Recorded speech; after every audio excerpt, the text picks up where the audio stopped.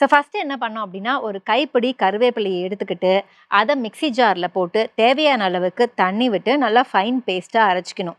அதுக்கப்புறம் ஒரு கடாயில தேவையான அளவுக்கு எண்ணெய் விட்டு, எண்ணெய் நல்லா சூடானதுக்கப்புறம் சோம்பு போட்டு, சோம்பு பொரிஞ்சதுக்கப்புறம் குட்டி பவுல்ல பேலன்ஸ் இருந்த கருவேப்பிலையும் அதில போட்டு நல்லா ஃப்ரை பண்ணணும். அது கருவேப்பிலை நல்லா கிறிஸ்பியா மாறுனதுக்கப்புறம், நமக்கு தேவையான அளவுக்கு வெங்காயம் ஒரு அளவுக்கு வதங்குனதுக்கப்புறம் இஞ்சி பூண்டு விழுது, இஞ்சி பூண்டு விழுதுக்கு அடுத்து நறுக்கிய தக்காளி இதெல்லாம் போட்டு, தக்காளி ஓரளவுக்கு குக் ஆனதுக்கப்புறம், நமக்கு தேவையான பச்சை மிளகாவ ஸ்ப்ளிட் பண்ணி போட்டோம். பச்சை மிளகாவையும் ஸ்ப்ளிட் பண்ணி போட்டு, இதெல்லாம் ஓரளவுக்கு நல்லா குக் ஆயி வரும்பொழுது, ப்ரான்ஸ் இருந்துச்சு. அத கிளீன் பண்ணி வச்சிருந்தோம்ல, ப்ரான்ஸ போட்டோம். ப்ரான்ஸ் ஓரளவுக்கு குக் ஆனதுக்கப்புறம், ஒரு 2 நிமிஷத்தில வந்து நம்ம அரைச்சு வச்சிருந்த கருவேப்பிலை விழுதையும் போட்டோம்.